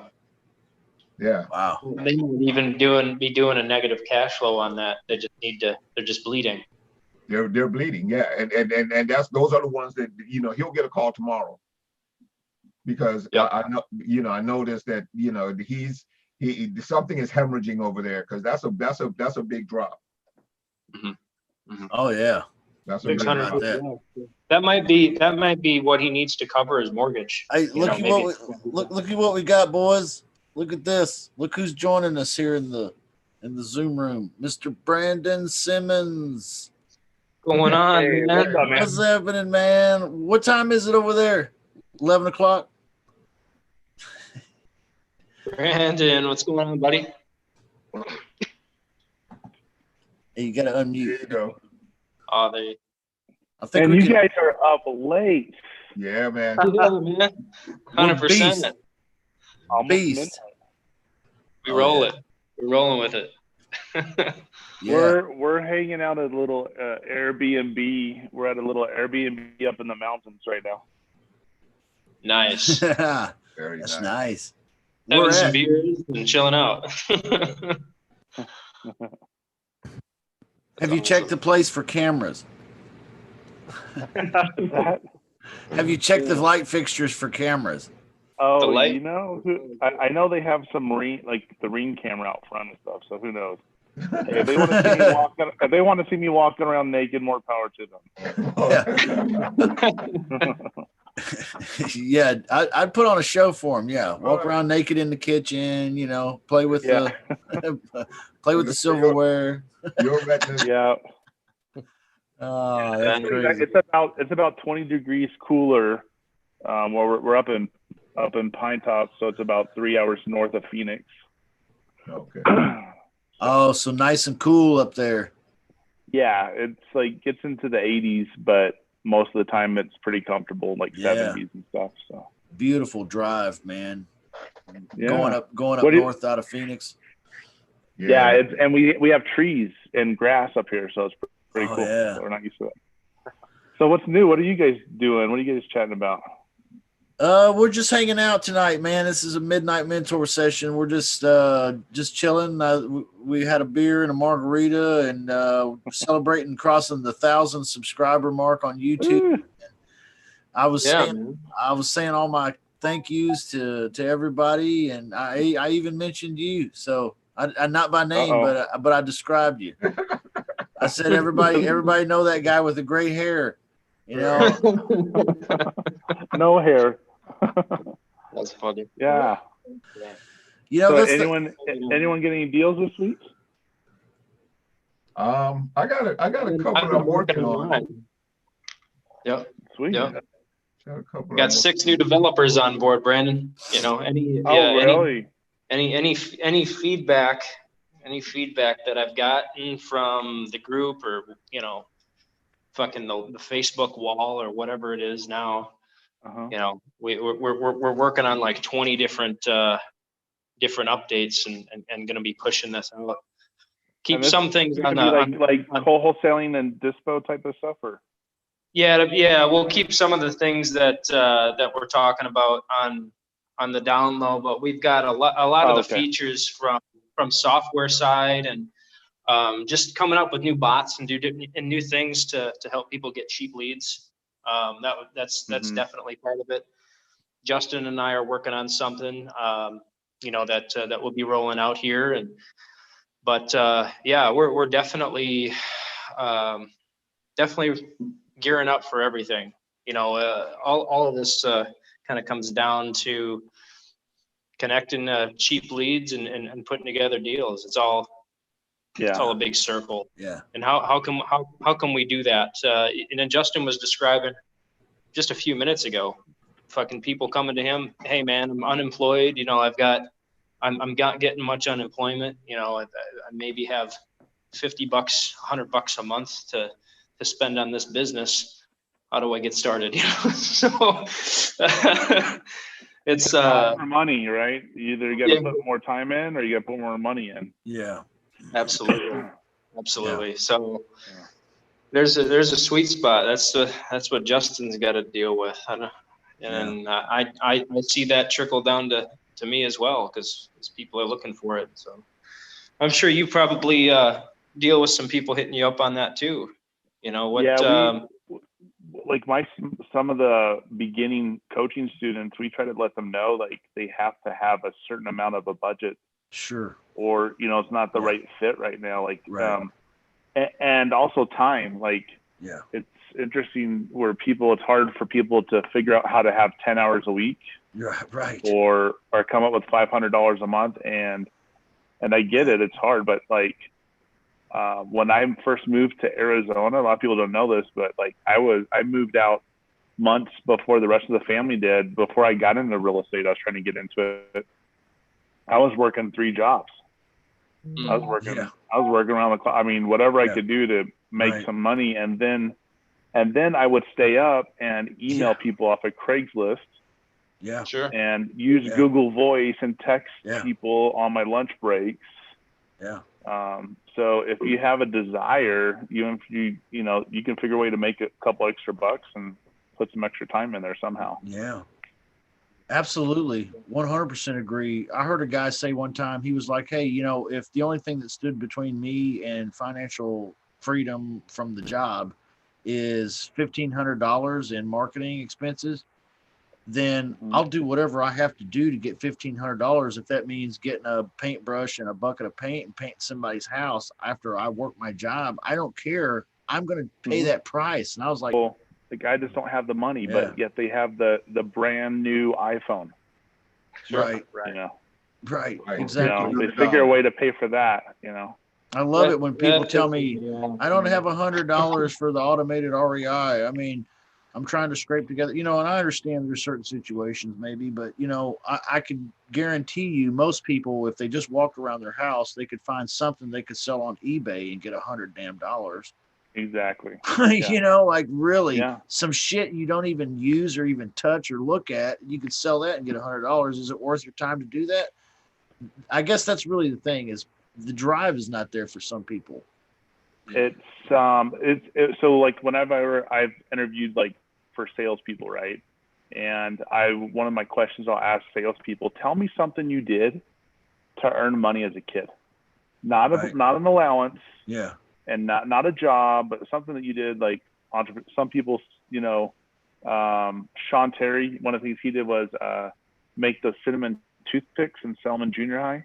Really? You know, I love those things. You know, I remember going to Big Lots and buying like 25 suckers and for like $1 and selling for $0.25 a piece, and going to get like selling candy and stuff and fireworks and firewood at places and whatever I could do to figure out how to make money. And usually the sales guys that are really good, if you ask them questions like that, like figure out what they do to earn money, then like they're like a entrepreneur inside of a business. Sure. Right. They like that structure. They like that structure a little bit more. I used to sweep the neighbors' sidewalks and driveways after the rain, and the worms would crawl up there and die. Anything I could do. One time the church youth group had a candy bar sale. Each candy bar was $1, and I sold them all for $2 a piece so I could eat a candy bar every time I sold one. There you go. I remember after my daughter was born, we were newly married. My daughter was not even a few months old. We were dirt broke. Like, you know, I mean, I worked at a place called Stouffer. So we got like frozen food, and that's what we were living off, is like the frozen food and stuff. And like, just didn't have any money. So like, I got to figure out something. So I went and bought a black can of spray paint, a white can of spray paint, some masking tape, and some stencils for numbers. and started painting curbs. And I'd go make, $50, $100 a night, $10 a curb. Smart. Just extra money to figure out how to survive, Yeah. Yeah. So. Guys, I've flipped all kinds of things in my life. I mean, I've bought pallets of returned items and things technology I didn't even know what it was from auctions, and then flipped it on eBay, or I'm a chronic flipper. I'm a flip addict. I know a guy that he just started doing something like he does 50, 60 deals a year down in Springfield. Guy named Zach Cram. And he just started a pallet business where he's got a direct contact to like an Amazon warehouse type thing. So he just bought a bunch of pallets. And well, one of my best friends that's out here in Arizona, his son, when he was in high school, he was helping his son create an Amazon business. And so he figured out how to get these like ink, like paint pens, like markers from China that would it's almost like paint. And he worked for over 6 months without making any money. And then finally he was making about $30,000 a month. And his teachers, high school teachers, like, "Oh, how's this going? It's not going to work." Totally like poo-pooed his dream. Like they do. Yeah. And before he left on his mission, he had over $100,000 saved. Yeah, man. Amazing. How you like them apples? Yeah. Yep. And that kid was 18, right? So didn't quit. Yeah. Didn't quit. That's awesome. That's the moral of the story. Yeah. Yeah, that desire that I hear some people say it's I'm categorically unemployable. If that's what you want to call it, yeah. I got that problem, man. Maybe I'm lazy. Maybe I have authority issues. I don't know what it is, but I just don't like the job, and my distaste for that life forced me to find another way, and this is it. Yeah. Going back to what Brandon said too, you had said, well, what did you do to make money as a kid? And I can honestly say that I didn't do anything. I just wanted to play video games. I didn't actually get the entrepreneurial bug until later in life, So that's kind of what I had dealt with. I was about, I think, 26, maybe 27, just before I got into real estate. And what I was doing, I went through a period of time within 6 months where I went through 7 jobs. I was hired. You sound like me. Yeah. I was hired or quit or something happened. Something happened within that 6-month period of time that that was hired, and then it just ended. Went through 7 jobs. I'm the king of the guy that quits on the first day. I did that one time. That was for debt collections. I thought, okay, this isn't for me. I walked out. Yeah. But that was one of them. But 6 other jobs aside from that. And I'm just thought to myself, mortuary sales. Oh my gosh. I'm not doing this shit. It was a hard time because I was like, well, what the hell is wrong with me? Yeah. My kids play a game like my kids play a game to say, well, what job has dad not had? Right. The mortuary sales is one of them. I haven't had that one. And they're stumped. Mortuaries. Oh my God. I mean, Inglewood Park Cemetery. I went in there and I did the training. And I was like, and I went and sat with the first person. And I'm sitting across the table from her. And when I got back to the office, I gave them all the materials. I said, thanks, but no thanks. I will never, I'm not doing this. Man, one of the worst jobs I had was, go ahead. I was saying that'd be a difficult business to be in. Oh, yeah. Just you're dealing with emotions and it's just, that's the thing. That's the thing. I don't even like retail real estate because of emotions. Yeah. Yeah. What were you saying, Justin? One of the worst jobs I ever had was door-to-door vacuum cleaner sales guy. Oh, I did Kirby. Yeah. I was selling the Hyla, German invented. It works a lot like a water bong if you've ever used one of those. But this is basically a motorized water bong that you use to clean your carpet. And and I knew I had to make a change. I was pretty good at it too.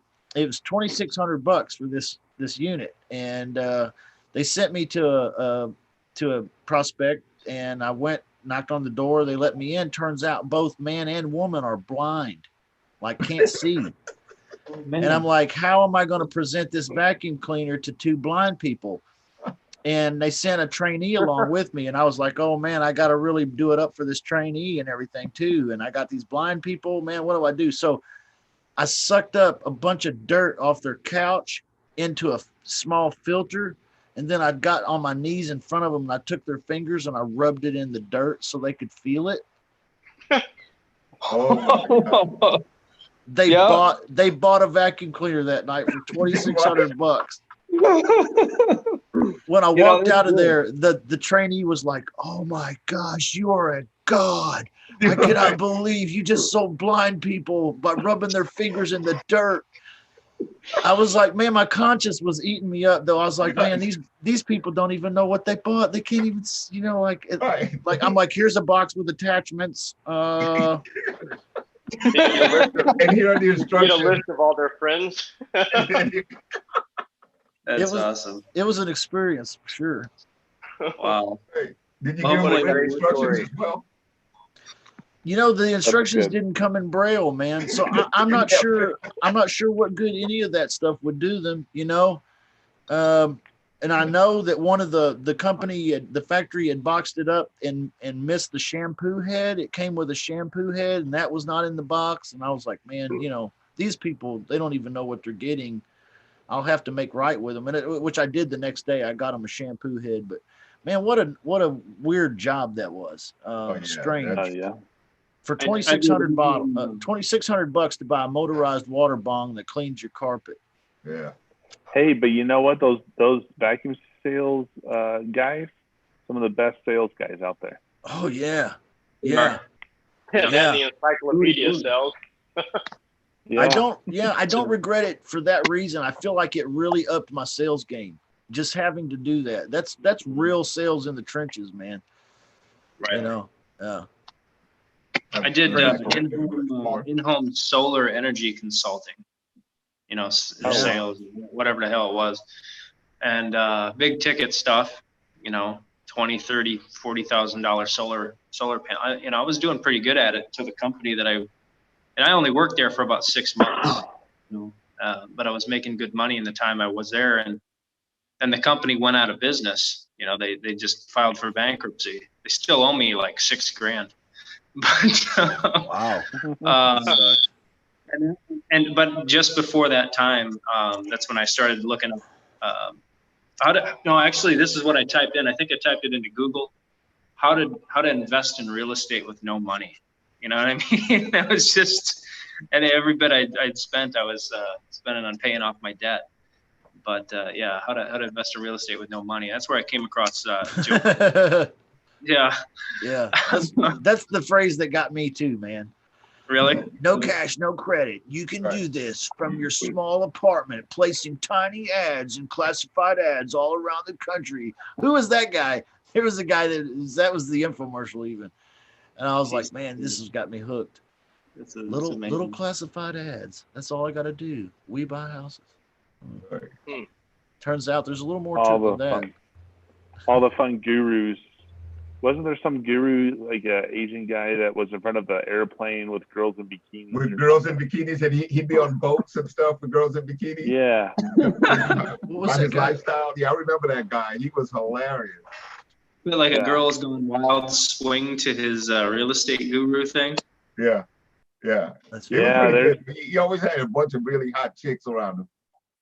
Yeah. There's always some gurus that end up bankrupt or wearing orange jumpsuits with matching bracelets or something, you know. Yeah. Yeah. We That's had a true. guy out here named Ray Reynolds, and he was the corporate credit guy. Would teach you how to get all this money and how to, you know, live this lifestyle on corporate credit. SCN, second credit numbers and all this stuff. Yeah, all that stuff, Yeah. right?